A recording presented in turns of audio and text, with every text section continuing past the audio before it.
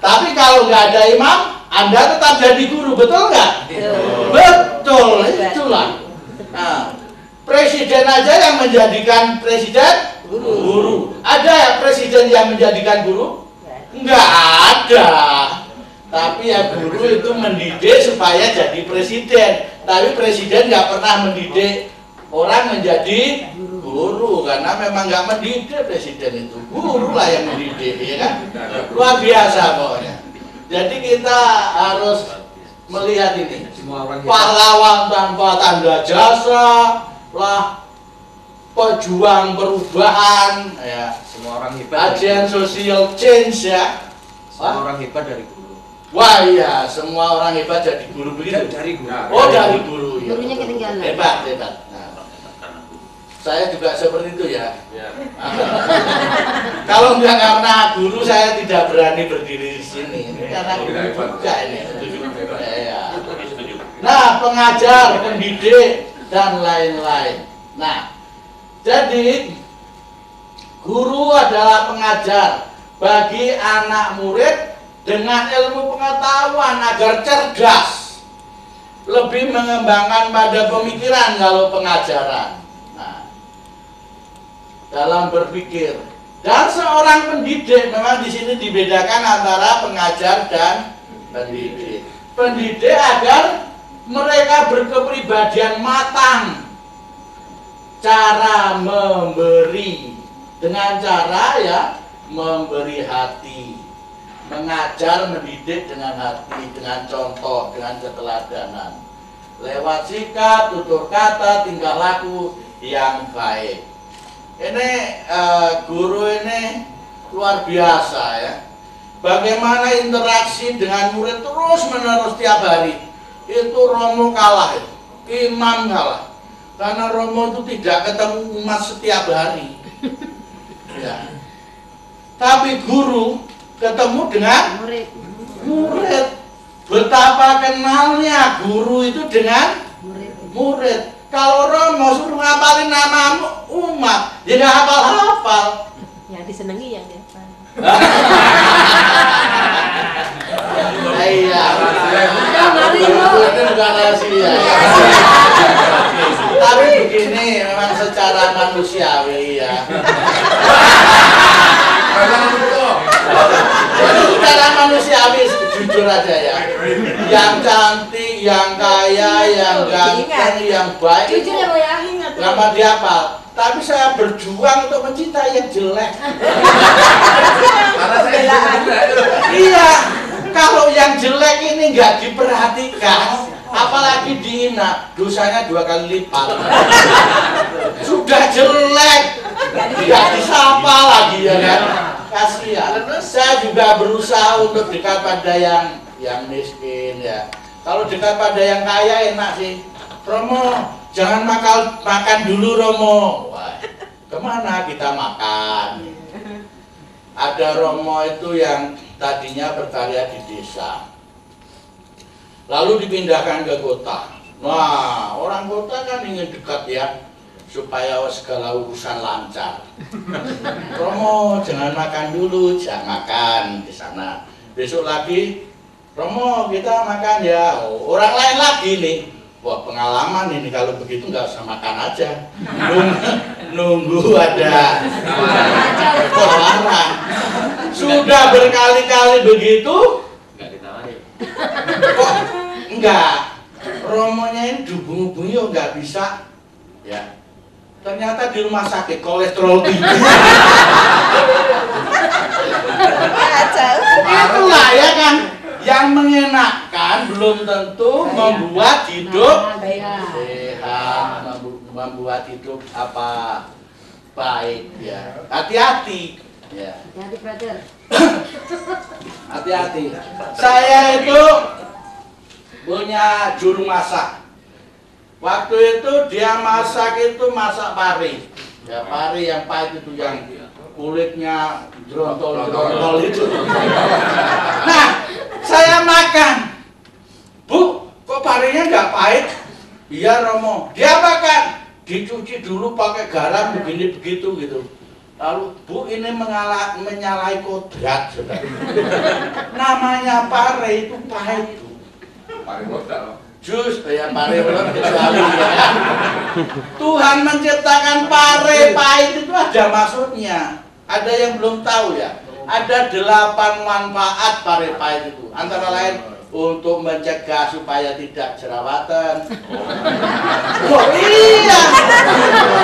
Supaya ada pernapasan yang baik, mencegah kanker, paru-paru, diabetes, jantung. Ya, udah pernah baca apa, Pak? Kok tahu? Betul itu. Namakan dari itu. Lain kali kalau masak pare, Jangan. susah. Saya nggak mau ngomong. Gak mau. Hidup ini sudah pahit, kenapa harus makan yang pahit? Guru lebih baik ngajari yang baik ya. Iya. Nah, Pare panganannya mungkin. iya. Jadi itulah guru. Tapi kita tidak hanya mengajar supaya berpikiran cerdas saja. Saya itu nggak heran kok calon kepala daerah, calon wakil rakyat, pasang baliho dengan titel macam-macam MM dan macam-macam ya. Ini otaknya kamu ngupai saya. Guru orang ketua kedua, kita dapat upah walaupun ya seperti itulah upah kita, tetapi ya kita tanpa tanda jasa. Ya, tanpa tanda jasa, seperti orang tua sendiri, ada yang dikasih tanda jasa oleh anak. Ada. Ya kita guru itu orang tua kedua, apalagi guru agama. Ya. Nah itu luar biasa, beneran dalam kulitan. Dan nah, guru adalah pelaku pejuang penentu perubahan, mendidik orang-orang muda. Itu adalah peran yang sangat penting dan sangat strategis, bergaul dengan orang muda. Bung Karno sendiri mengatakan, beri saya 10 orang muda akan guncang dunia. Ya. Memang orang muda ini ya penentu perubahan, dan kita mendidik mereka bukan main, itu peran kita. Apalagi guru agama. Nah, ini guru. Sekarang kita lihat agama. Agama dari bahasa Sanskerta. Itu tidak, agama itu kocar kacir. Kacau. Jadi agama itu membuat ketertiban hidup supaya tidak kocar kacir, supaya ya teratur gitu. Ya. Nah, lalu orang Jawa itu agama itu ageman. Jadi mesti yang dipakai. Enggak KTP-nya aja Katolik, tapi enggak pernah ke gereja. Ya. Lalu nanti yang ke surga KTP-nya. Ya, enggak pernah ke gereja. Nah, yang hanya KTP-nya Katolik, pedoman hidup. Ya, pengungkapan iman. Nah, jadi aturan hidup dalam hubungan dengan Tuhan, dengan sesama, dengan alam, itu semua ada di dalam agama. Lalu kebiasaan, ada tradisi.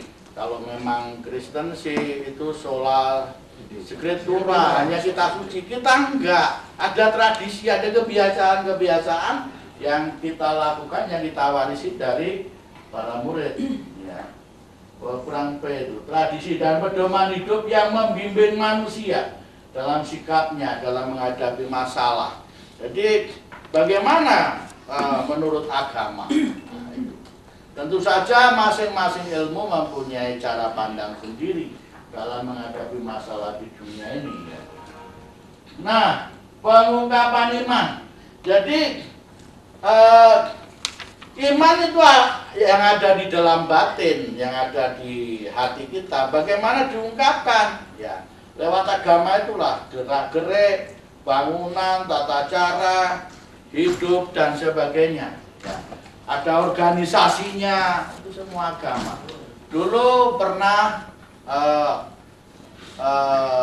siapa itu Quraisy Shihab ya mengatakan waktu Romo Mangun masih hidup, waktu Soeharto masih hidup, pernah mengatakan begini, saya dengan Romo Mangun itu agamanya beda. Romo Maun Katolik, saya Muslim. Ya. Tapi imannya sama katanya. Jadi iman itu sikap penyerahan diri kepada Allah itu sama, tapi pengungkapannya dalam wujud agama itulah. Ya. Tetapi saya dengan Pak Soeharto agamanya sama, sama-sama Muslim, tapi imannya berbeda. Nah itu dalam arti itu bahwa penghayatan itu bisa beda-beda dalam pengungkapan. Nah, kita lihat tata nilai peribadatan menggunakan sarana simbol, tata gerak, perilaku, ya bangunan juga dan lain-lain. Nah, ada aturan, ada kebiasaan, ada pengungkapan, ada tata nilai dalam kehidupan agama. Ya ada banyak lagi, termasuk dalam suatu organisasi ya. Agama itu suatu bentuk organ juga yang ada pimpinannya dan sebagainya. Nah, kita hanya mau lihat itu. Sekarang agama Katolik, Katolik itu umum artinya, ya, yang merangkul semua, ya, seluruhnya, menyeluruh, jadi terbuka, inklusif, tidak membatasi. Yang terbatas itu sekte, ini mau membedakan dengan sekte dengan kelompok-kelompok tertentu. Jadi lengkap, sakramen juga ada 7, kitab suci juga Deuterokanonika masuk. Kalau Kristen tidak, ya, Kristen tidak masuk, tapi Katolik masuk karena keseluruhan, ya, dan seluruh dunia. Ada Katolik daerah nggak ada, bukan Katolik yang sebenarnya, iya, utuh, ya, universal. Nah, dalam kaitan dengan pengertian gereja, gereja bersifat Katolik karena diutus oleh Kristus kepada seluruh umat manusia. Ya.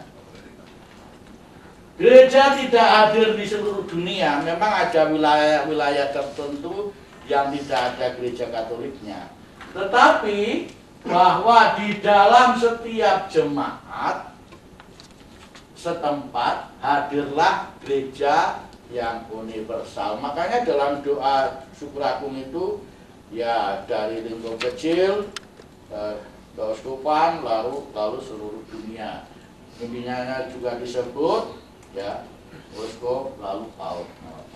Nah, ini dasarnya Lumen Gentium 23. Gereja disebut Katolik karena tersebar di seluruh bumi, mengajarkan secara menyeluruh lengkap ajaran iman kepada manusia dalam pengakuan iman yang benar. Dan ini memang menurut Katolik, ya, benar, utuh, kehidupan sakramental yang lengkap dan merangkul semua dalam Kristus sebagai kepala. Nah, maka dari itu, ya, penghayatan spiritualitas kita, Kristus itu menjadi pusat, kepala yang baik. Lalu bagaimana tempat dari guru agama? Guru agama mengambil bagian dalam tugas perutusan ini. Tugas saya kan di Ketua Komisi Pendidikan. Jadi pastoral tentang pendidikan Katolik. Tugasnya adalah supaya sekolah Katolik itu benar-benar Katolik. Supaya guru Katolik juga benar-benar Katolik. Ada guru agama datang ke pastoran, Romo, saya minta surat pernyataan, surat keterangan. Surat keterangan apa? Bahwa saya mau mengurus untuk perceraian di pengadilan sipil. Loh, aneh sekali. Mudah-mudahan di sini nggak ada ya. Nah, guru agama itu datang ke pastoran seperti itu. Saya bilang, kamu itu guru agama seharusnya memberi contoh yang baik bagaimana menghayati perkawinan Katolik. Lalu malah minta surat keterangan untuk mengurus sipil. Lalu saya apel Pak Yarkoni tadi, ya.